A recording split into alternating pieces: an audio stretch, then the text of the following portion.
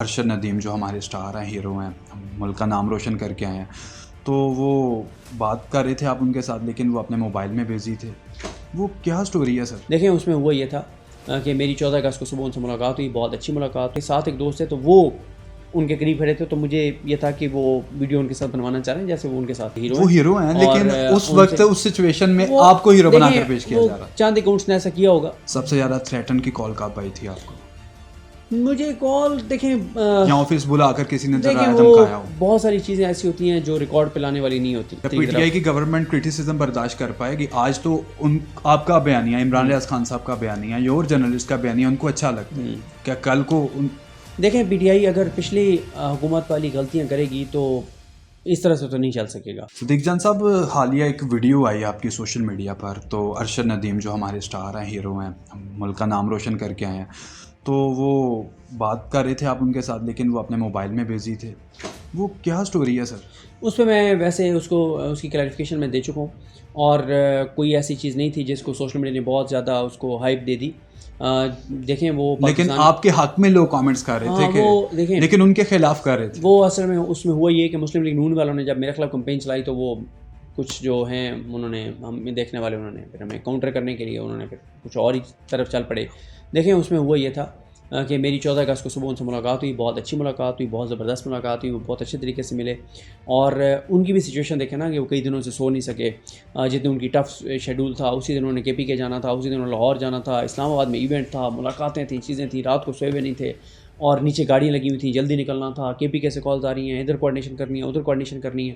تو اور دوسرا اس میں یہ ہے کہ اگر آپ ایک چیز دیکھیں کہ ساتھ ایک دوست ہے تو وہ ان کے قریب کھڑے تھے، تو مجھے یہ تھا کہ وہ ویڈیو ان کے ساتھ بنوانا چاہ رہے ہیں جیسے وہ ان کے ساتھ. تو کوئی ایسی چیز نہیں تھی جس کو سوشل میڈیا پہ بالکل ایک غلط رنگ جو دے دیا گیا، اور میں نے اس کو کلیریفائی بھی آلریڈی کر دیا ہوا. لیکن جو سوشل میڈیا کی عوام تھی وہ آپ کو ہیرو بنا کر پیش کر رہی تھی، حالانکہ تغمہ تو انہوں نے جیتا، دنیا میں نام تو ان کو روشن کیا. اتنا پیار آپ کو کیوں ملا؟ دیکھیں وہ بس کچھ لوگوں نے کیا، لیکن اوور آل اگر آپ پاکستان کی بات کریں تو ارشد ندیم صاحب ہم سب کے ہیرو ہیں. وہ ہیرو ہیں لیکن اس وقت اس سچویشن میں آپ کو ہیرو بنا کر پیش کیا جا رہا. چاند اکاؤنٹس نے ایسا کیا ہوگا، نہیں کرنا چاہیے تھا، اور کوئی کمپیریزن نہیں ہے ارشد ندیم صاحب کا یہ میرا. وہ انہوں نے 25 کروڑ پاکستانیوں کے چہروں پہ مسکراہٹیں بکھیری ہیں اور پاکستان کا نام عالمی سطح پر بلند کیا ہے. تو کوئی کمپیریزن نہیں ہے، مطلب کمپیریزن کرنا ہی اہمکانہ بات ہے.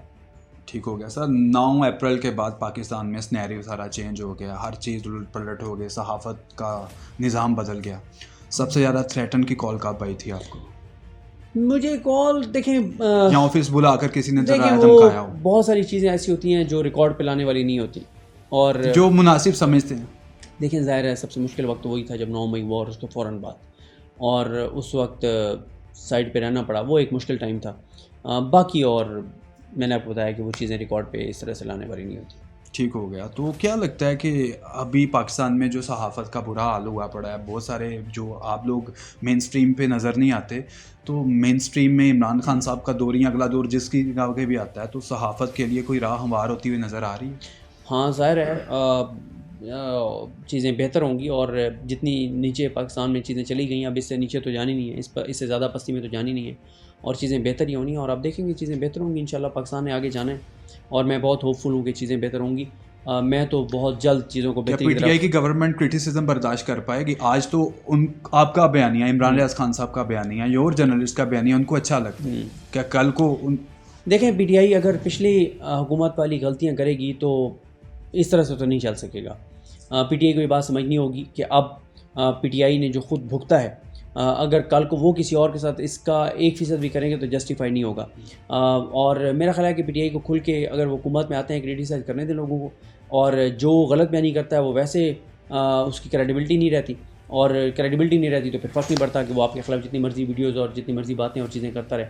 تو میرا خیال ہے کہ پی ٹی آئی کی اس بار جو حکومت آئے گی وہ بہت مختلف حکومت ہوگی پچھلی حکومت سے. عمران خان صاحب نے اٹیالہ میں یہ کہا ہے پی ٹی آئی کے لیڈرشپ کو کہ کارکنان آگے نکل گئے ہیں اور آپ پیچھے رہ گئے ہیں، اور عمران خان صاحب نے بڑا کلیئر کیا ہے پی ٹی آئی کے لیڈرز کو کہ اگر آپ نے اب اپنے کارکنان کی سپیڈ سے آگے آپ نہ نکلے تو آپ کچلے جائیں گے.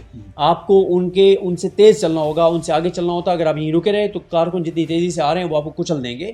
یہ بات بڑی کیٹیگوریکل اٹیالہ جیل میں کہہ دی گئی ہے. چیزیں جو ہے وہ بڑی تیزی سے ایسی چل رہی ہیں، ایسی ہو رہی ہیں کہ جس کے بعد میرا خیال ہے کہ ویسے بھی شاید اب پی ٹی آئی مجھے لگتا ہے کہ وہ جلسے سے زیادہ عمران خان صاحب کی شاید استقبال کی تیاریاں جو ہے وہ شروع کر دے اچھا اور الیکشن کی تیاری شروع کر دے، چیزیں جس طرف جا رہی ہیں. استقبال کب پاسبل ہوگا؟ دیکھیں اب عمران خان کے کیسز منطقی انجام کو پہنچ رہے ہیں، کوئی نئی چیز نظر نہیں آ رہی کہ جس میں ان کی گرفتاری ڈالی جا سکے. مثلا عمران خان صاحب کی توشخانہ 2 میں ان کا جسمانی ریمانڈ کمپلیٹ ہو گیا ہے، اس میں ان کی بیل اپلائی ہو گئی ہے. 9 مئی والوں میں جوڈیشل ہیں وہ بیل اپلائی ہو گئی ہے.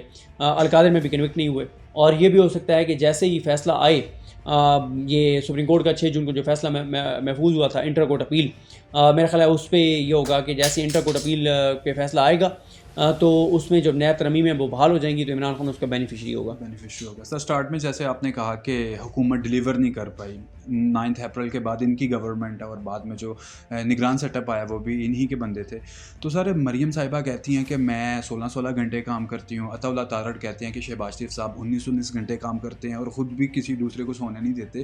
تو یہ کیوں نہیں ڈیلیور کر پائی اتنا کام کر کے؟ سر دیکھیں بات یہ ہے کہ وہ پتہ نہیں اب 16 گھنٹے وہ کیا کرتی ہیں. اب یہ بھی ہوتا ہے کہ اگر وہ ٹک ٹاک ریکارڈ کر کے اور اس کو ایڈیٹنگ کرواتی ہیں بیٹھ کے تو اس کے اوپر بھی بہت ٹائم لگتا ہے. کبھی آپ پوچھیں جو ٹک ٹاک پہ کام کرتے ہیں کہ فل ٹائم جاب ہے. ہم جو یوٹیوب کرتے ہیں تو ہم 8-10 گھنٹے جاتے ہیں کورٹ میں، چیزیں کور کرتے ہیں، پھر آ کے اس کو دوبارہ لکھنا تیاری کرنا، تو 16-17 گھنٹے تو ہمیں بھی ایک ویڈیو بنانے میں لگ جاتے ہیں کم از کم، اگر اچھی ویڈیو بنانی ہو، انفارمیٹیو بنانی ہو. تو اگر تو وہ 16 گھنٹے لگاتی ہیں 17 گھنٹے کو ٹک ٹاک ویڈیوز کے اوپر، مثلاً وہ پہلے طے کرتی ہیں کہ آج انہوں نے ڈریس کون سا پہننا ہے، پھر وہ جو ریکارڈنگ ہوگی اس میں اینگلز کیا ہوں گے، اس میں فلٹرز کیا ہوں گے، پھر بعد میں ایڈیٹنگ کروانا، اور یہ اگر اس پہ تو اس پہ بھی 16-17 گھنٹے تو اس پہ بھی لگ جاتے ہوں گے. سر میرے خیال میں آپ لوگ جتنے بھی پرومیننٹ جرنلسٹ ہیں آپ کنسٹرکٹیو کرٹیسزم کرتے ہیں، یعنی تعمیری تنقید کرتے ہیں. موجودہ گورنمنٹ یہ چیز کیوں نہیں برداشت کر پاتی؟ دیکھیں مسئلہ یہ ہے کہ موجودہ حکومت کے بہت زیادہ مسائل ہیں اور ان کی ایک پالیسی کا مسئلہ ہے. ان کو یہ لگتا ہے کہ بس میڈیا کو کنٹرول کر کے اور میڈیا پہ سب اچھا بتا کے اور آپ ماحول بنا دیں گے کہ سب اچھا ہے.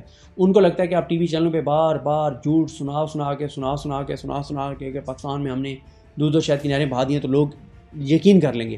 ہم یہ کہتے ہیں کہ آپ ٹی وی پہ جتنا مرضی کہیں دودھ و شہد کی نہریں بہ رہی ہیں، جب کوئی بندہ مارکیٹ میں گروسری کے لیے جاتا ہے تو اس کو پتہ چل جاتا ہے کہ کیا حالات ہیں. جب اس کا بچہ اسکول میں جاتا ہے اس کو پتہ چل جاتا ہے کیا صورتحال ہے. جب وہ مارکیٹ میں جاتا ہے اس کو پتہ چل جاتا ہے. جب وہ خدا نخواستہ بیمار ہوتا ہے علاج کے لیے ہاسپٹل میں جاتا ہے اس کو کارکردگی حکومت میں پتہ چل جاتی ہے. جب اس کے گھر بجلی اور گیس کا بل آتا ہے اس کو پتہ چل جاتا ہے. جب اس کی بے روزگاری اس کو پتہ چل جاتا ہے. تو یہ امکان ان کا مسئلہ یہ ہے کہ یہ ابھی تک 80s میں رہ رہے ہیں، یہ اس سے آگے نہیں بڑھ رہے، 80s سے آگے. ایسا ہی ہے. تو سر لاسٹ کویسچن، فسطائیت کے دور میں کبھی آپ نے یہ فیصلہ کیا کہ اب میں صحافت چھوڑ دوں گا؟ کبھی بھی نہیں، کبھی بھی خیال آیا مائنڈ میں؟ نہیں، کبھی بھی ایسا نہیں آیا. اس کی وجہ یہ ہے کہ اس کو یہ پیشن ہے، جنون اور عشق کی طرح ہم نے کیا، اس کو کر رہے ہیں، اور کبھی یہ نہیں سوچا کہ مطلب اس کو چھوڑ دیا جائے، کیونکہ ہے مشکل.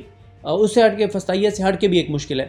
وہ اس طرح سے مشکل ہے کہ بڑی ٹف روٹین ہوتی ہے، آپ کی کوئی سوشل لائف نہیں رہتی، پرسنل لائف نہیں رہ جاتی. یہ مسائل ہیں اس کے، دن رات کام کرنا پڑتا ہے. Again thank you so much for your time. جی تو ناظرین، آپ نے صدیق جان صاحب کا انٹرویو ملاحظہ کیا. کامنٹ سیکشن میں اپنی رائے کا اظہار کیجیے گا اور ہمارے channel daily stories of Pakistan کو لازمی سبسکرائب کیجیے گا. ہمیں دیجیے اجازت. اللہ نگہبان.